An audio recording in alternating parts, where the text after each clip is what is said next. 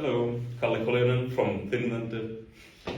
Last time we spoke, it was in Kiev after a sensational result of winning the bronze medal at the European Championships. Yeah.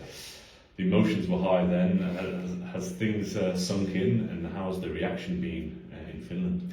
Well, yeah, it has already sunk in, but still it's hard to believe that I have done history in Finland, that I'm the first ever medalist for Finland. When I'm thinking how many great players have been before me, and I'm the one who is making history, that feels a little bit absurd.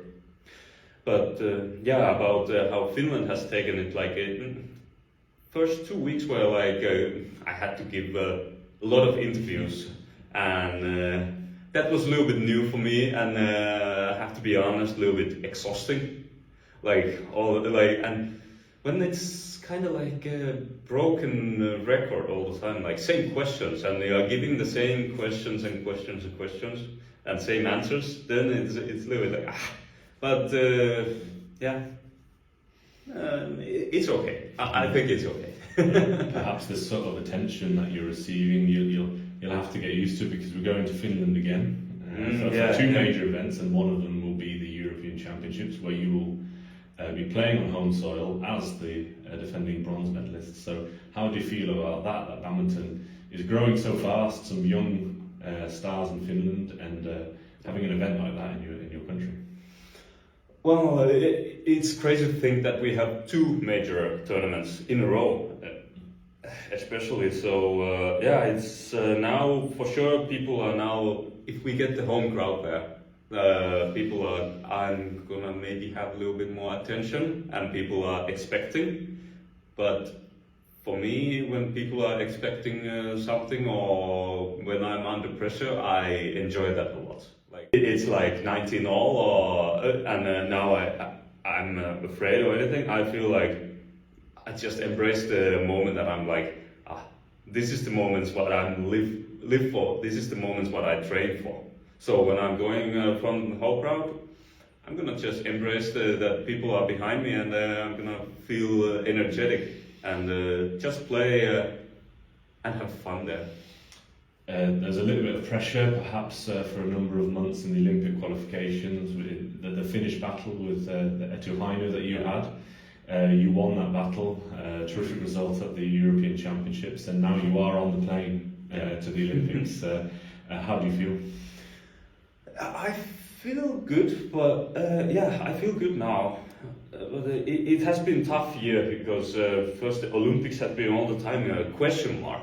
Are they going to be held? How they are going to be, and everything. So, but now I feel a little bit more light about going to Olympics, because when I reached the medal, I feel like in my mind now I think that I belong there with those other top badminton athletes. When I'm reaching this kind of result, I feel like I'm not just qualified for it. Now I know that I have level for it, so I can compete. And I have always been thinking that I don't want to just qualify for Olympics. I want to do something there too. So that is how I feel now, more lighten up for it. Yeah. Just before the interview, we spoke about the mental mindset of players. You had a special performance in Kiev. Another player who is strong mentally was Ville Lang of Finland, and at the Olympics he had that famous match with Lee Chong-wei where he really pushed him, and Lee Chong-wei was a little bit worried. So how are you going into the Olympics now? You certainly belong there, but mentally, how are you preparing for Tokyo? I'm just it's funny how so many players are thinking that it's Olympics. Oh my God! It's every 4 years. But when you go on the court, it's Olympic match or Olympic tournament. But the game hasn't changed at all. It's the same game what we are playing all the time. You have to score points, and that's it. The game doesn't change. So I'm going with that attitude that it's a tournament, and just like I had in Europeans, just have fun and just relax and play your best. Like when you are relaxed and you enjoy the game, you most certainly make more like results than when you are really stressed and really tensed on the court, and you make more mistakes. I have been like that too a couple years ago, and it didn't work for me. Now it's working that I'm more relaxed on the court and having fun there and enjoying the moments. That's the key for my mental success. Yeah. Of course, all of the world's best players will be there hunting the gold. We don't know the draw for the groups. That will be an exciting thing to see. But would you like to play any of the players that are there, and perhaps some players that you'd like to avoid? Or how are you looking at that one? I'm just like I don't mind who I play. I mean, yeah, it would be a shame if I would play immediately like first or second seeded, like when you know that the group stages are like with the first and second seeded, you are alone with that one player in the group, so you might just play one match and that's it. So I would maybe think that, yeah, I don't mind. Actually, to be honest, I don't mind who I play there. It's gonna be fun anyway. So. Players now have joined the COE, and there's plenty of sparring partners, a few people preparing for the Olympics here at the Centre of Excellence. How's training going?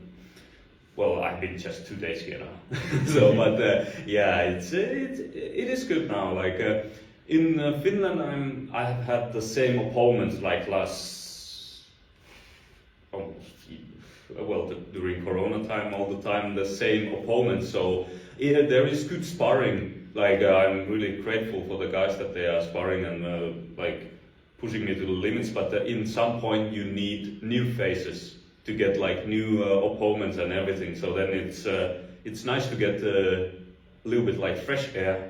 When you are training in the same place all the time, it tends to get like, you know the opponents already and you start to read their game and everything. So now it's a little bit more fresh and it makes me more motivated. You told me in Kiev that actually your preparation wasn't the best. You had a bit of time out, and unfortunately, but and you performed so well. So now that you've got this block before the Olympics, are you going to be stronger than ever? Let's see about that. Yeah, I don't know. Like, yeah. So now I'm starting to be back. I have to knock on the wood that now I'm back healthy. So now I can practice again like 100%. So I hope that I won't break my back again. So no need to. So not gonna test my karma again about that. Like, am I going to be with same preparation, same shape? But I'm trying to get myself even more fit what I was in Europeans. You've said that your mindset is that, look, it's the same rules, it's the same courts as any other tournament, but it's just got the name, the Olympic Games this time around. Do you change the way you train and the stuff that you do, the intensity leading into the Olympics, or is it the same thing that's worked in the past? Yeah, I had a little bit tough training block now, like 4 or 5 weeks after Europeans, and now I'm starting to train a little bit like I don't know how to explain it in English, but a little bit more explosive and not anymore like a building phase. It's more like trying to how to generate like power and everything like that. Not building power, like trying to move to generating power and like being more speed. When in the building phase you are all the time so tired and muscles are pain and everything, so a little bit loosen up, but of course still training 100% and not taking easy, but still a little bit different, a little bit loosen up, not so intense. Will you be following some of Team Finland and the other sports? Would you be doing a bit of research of who's travelling with you to Tokyo? That's funny. Like I don't know, because of these Corona restrictions, they are still like very strict. So I don't know who is going to travel with me. Like we like our Olympic committee from Finland is going to give us more info when we are getting a little bit closer. It's still over 1 month for Olympics, and it's exactly 1 month when I'm leaving to Japan. So they will give me more info in 2 weeks. So yeah, you've said that you're leaving back home before you go to Tokyo. So what will it look like for you in terms of your preparation, and when are you actually planning to board the plane, and when will you start packing that bag? I'm leaving to Tokyo. Into Japan on 13th of July. So I'm gonna be 2 weeks still in Finland. Preparing there, so that's fine for me. Like it's like I'm practicing here, then I go back to Finland. It's nice to get a little bit reload and spend time with your family and everything. Like get mental restart, and then go abroad. Like if I would be abroad a long time, I might get mentally a little bit more tired, and then I would be in Tokyo and not so fresh. So it's good to go home too and reload a little bit. Lastly, a lot of fans look up to players like yourself doing so well, the Europeans, and becoming an Olympian, and they dream of doing the same and walking in your steps. Just a message to them to keep them motivated and ploughing on with whatever my advice is for the young ones and everyone else is that just don't be too hard on yourself.